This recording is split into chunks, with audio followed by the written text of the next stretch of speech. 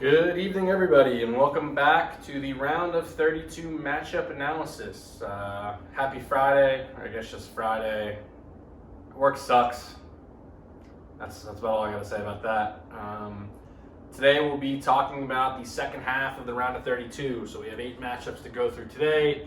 Same format as yesterday. We have a few satellite guests coming in, surprise guests. And we'll be doing the voting over the weekend, so either on Sunday or Monday you'll have your results, and I'll update you guys on where everyone is on the bracket.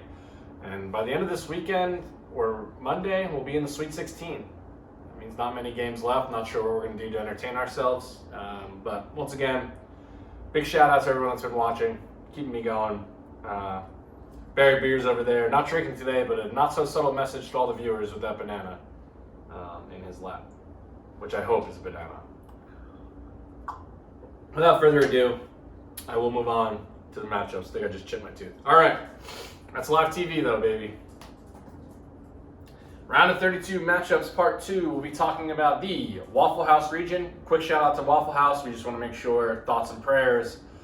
They've closed 365 of their locations across the United States. Maybe not the best business decision to support and advertise on such a high-profile tournament. Bleeding them dry, but it's in the contract. What are they going to do?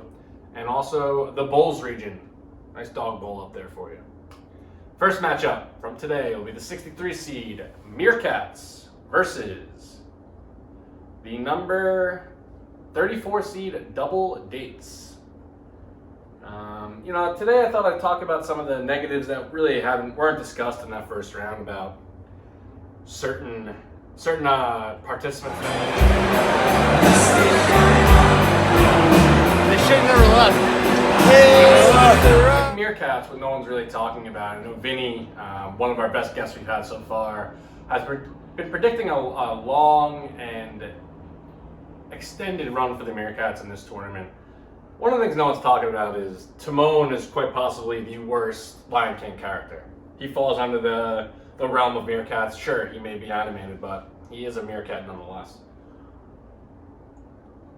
Double Dates, we've had loose support them since the very beginning, and while I do agree, I don't go on very many bad double dates. They do exist. I think you could see the existential dread in this guy's eyes here. He doesn't want to be there, and there's not really anything you can say to get out of a double date. Whether you're the one who picked a couple or your significant other is the one who picked a couple. Really just a minefield there.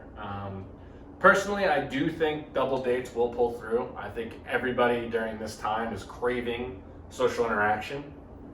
So that's why I do see double dates pulling through here, but I don't think this team is without its flaws. Next matchup, number 50 seed, When the Beat Drops versus number 18 seed, Tambourines, who defeated Driftwood in the last round. Interesting that a little serendipitous that we've had two music participants match up here in the round of 32. One representing the new school of the beat, and one representing the old school of the tambourine. I feel like it's a pick your favorite kind of deal here. I think a lot of our younger voters, considering we're all the same age, that's nobody, will be leaning towards When the Beat Drops, and a lot of our older voters, and since we all are still the same age, may lean Tambourines here. I think Tambourines are a more versatile setup. I think that every beat drop is virtually the same. Also, a quick shout out to Lou. It's his birthday today. Happy birthday, Lou, one of our voters. And yeah, happy birthday, Lou. I think Lou's a tambourine guy personally, but that remains to be seen. Now, this is the matchup that everyone wants to talk about, but no one wants to guess what's going to happen. The number 7 seed Boneless Wings versus the number 26 seed IPAs. I asked around. I asked somebody to come onto the program and weigh in on this, and no one will touch it. This is a career-defining or career-ending matchup to talk about. I'm not even sure I'm equipped to talk about it, and I've been thinking about this for weeks now. I've made the statement that I think boneless wings can be replaced by bone-in wings. In a lot of ways, bone-in wings are better. IPAs can be replaced by other beers. other kinds of drinks. Now, after I was turned down by basically every expert that I talked to, I thought the only person that could go to this is my dad, my own father. Now, I didn't want to risk my dad and mine's relationship by explaining to him what I've been doing for the last few days. That's just asking for it to crumble, I would say. So I just did what I've been doing with all our tiebreakers. I just asked him this question out of context to see what he would say. And what you'll see next is the unedited, full text conversation, which I will say is longer than most of our text conversations go. And I'm going to pull that up on the slide here, actually. I asked Dad, would you rather have an order of boneless buffalo wings or a couple of IPAs? In one word, he said IPAs, and I asked any reason, trying to settle a debate. I really undersold the magnitude of what we're doing here. And he said it's betterer. And he did not respond to that, neither did I. I felt like that was a pretty definitive answer. And then he sent me a video of a dog today that had its voice dubbed over, which if you want to see it, text me, I'll send it to you too. So that's that. I think that's one of the biggest matchups we have left. Potential championship team, definitely, I think, potential Final Four coming out of that matchup.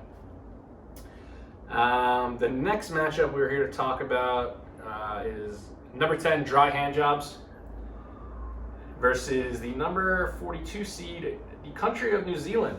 I feel like I do New Zealand a favor here by showing a picture of the country rather than just its pretty mundane flag. We're actually going to bring in an expert to talk about this who requested that he do it under anonymous terms. So without further ado, I'll cut to our anonymous expert. Hey kids! Shout out to everyone back at the studio. Very brave to keep this competition going amid the pandemic. I mean, these are really trying times, aren't they? Anyway, let's get to it. So right off the bat, you look at this matchup and you're comparing a generally unfavorable sex act with a well-established, beautiful country.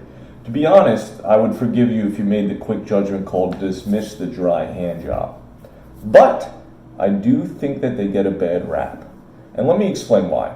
I'm glad we are holding this competition now because in the Corona era, I really think dry hand jobs are trending up. They're selling at an all-time high, and we may never see them at a peak like this again in our lifetime. I don't want someone else's saliva on my dick when it may be riddled with COVID. So a little Purell in the hands, and I'll allow you to touch my dick. I'll take a little rug burn over a Chinese disease any day. About New Zealand, the Lord of the Rings trilogy, it is my favorite movie series of all time, and it was filmed in New Zealand. So I'm giving major points there, but, little known fact, when the Dutch originally discovered New Zealand, they named it Staten Land, which is 2 letters off from and reminds me of Staten Island, and I would never choose Staten Island over anything in any form of competition. I'm giving this one to dry hand jobs. Embrace the burn, baby. Back to you, Patty. Now, I will admit, the first time that I watched that, I could not stop laughing. Thank God that wasn't live on the air, or else I would have never made it through. Also, just got a notification. Ozark Season 3 came out today for anyone interested. A little plug there for Netflix. I threw myself off the Netflix thing, to be honest. Anyway, I don't know quite what to make of all of that in the Krusty mask. I think that changes whether or not you consider this expert credible.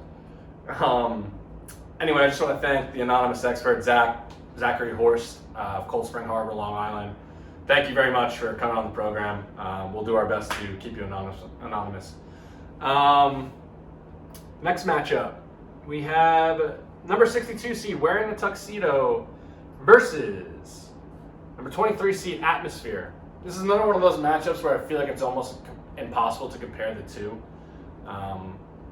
One of them is a necessity for life, for everything that I know and hold dear to my heart, is that I need it in my everything I go about doing, and then you also have Atmosphere on the other side. I don't know who I'd be without wearing a tuxedo from time to time. The Atmosphere, I feel like we've gone through times where it's been damaged and I'm still here. Now maybe the Earth won't be here in 15 years. I don't know. I'm not a scientist, as I've said a number of times on this show. But to me, I'm all about wearing tuxedos, looking good in the moment. Never know when the atmosphere is going to give up on you, and you might as well go out looking your best. Next matchup. Number 14 seed, A Good Hair Day, versus the number 46 seed, Dying in Your Sleep. Brought in another expert for this, a good friend of mine, Spencer Pulaski. So we'll cut to Spencer to weigh in here. Yo, what's up, Con? Thanks for having me on the show. Congrats on all the success. I, for one, am shocked by it. No offense. Just quick criticism of the selection committee. I mean, someone's got to just double-check their credentials, I think, because they picked Eeyore as the number 3 overall seed of the tournament. That's got to be the worst 3 seed of all time. But anyways, the matchup I'm here to talk about today is Great Hair Days versus Dying in Your Sleep. I'm not even going to talk about hair because Dying in Your Sleep is by far the worst opponent left in this tournament. I'm not even convinced they're going to show up for their game today. Like, maybe they all died in their sleep last night. So I just think if you're thinking about all the ways that you might go and that's what you come up with, it's a cop-out. Like, I can't relate to you at all. You're a coward. Me personally, in my last breath on this earth, I want a little excitement, you know, maybe a little adrenaline rush. Maybe I fall off a cliff. Like, imagine that, your last few seconds, you're just falling through the air. Never thought it would happen to me, you know? You can't buy a rush like that. You just can't buy it. So this is an easy win for Good Hair Days. Thanks, Spence, for the incredibly high-quality video you sent over. That's just right in line with the rest of the production, so really going to be easy to slice that in. No one will even notice that I had to edit the video. I think Spencer raised some interesting points about going out and enjoying your final breath. But I feel like you just got to see maybe one Saw movie or read about Joan of Arc to really understand why so many people are a fan of dying in their sleep. I think everyone's a hero until it really comes down to it. But I still appreciate the expert advice from Spence. And moving on to the next matchup. Number 59 seed, Birth Control, versus the number 40 seed, Sunny Delight. We've been using the picture of the pill for the entire time throughout Birth Control, but there are a lot of other not as fun versions of birth control, such as condoms and abstinence. Now, I kind of implied the pill the whole time, but I didn't necessarily define it that way. But I think there are definitely not as fun ways to go about not having a baby. Sunny Delight, honestly, I haven't seen Sunny Delight in probably 15 years. I don't know if it still exists. This looks like a new logo that I've never seen before. So maybe Sunny Delight is out there doing some new and inventive things, but I don't know if Sunny Delight's still even a factor. Birth control, very much still a factor.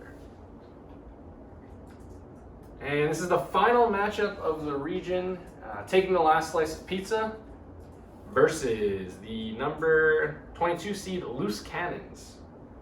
Loose Cannons definitely a dominant team in the first round, winning 9-1 over Knock Knock Jokes. I'm going to kick this one over to the Danimal, Dan McKeefrey. Repeat guest, it was his birthday yesterday, so happy birthday to Dan as well. Dan, take it away for the last matchup of the round of 32. Knock, knock. Who's there? A loose cannon.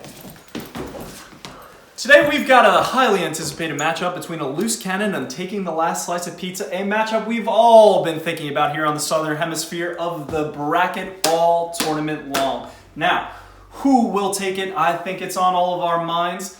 Pat, I'm going to bring you the latest insight, which is, based on prior analysts, we've got the Bobby method, right? Now, anyone can take the last slice of pizza, but a loose cannon may take his or her last slice of pizza first. Now, that's something to think about. And then we've got the Dave method, right? I used to date a girl who was a loose cannon. That may be just enough to take this one forward. You've heard it here. I've got a loose cannon going to the next side of the bracket. That's all here, folks. All right. Well, thanks, Dan, for coming out of the closet and sharing that with us. I don't know if you're going to stay out of the closet or return, but either way, we're very proud of you on the program, for everyone here in the program, including Barry Beers, who shockingly is all about the LGBTQ movement, which would not go along with his general personality, but he's a shocker, this guy. Anyway, thanks for joining. I hope you have a great weekend. Stay safe. And to the voters, good luck with your decisions, and I'll be in touch.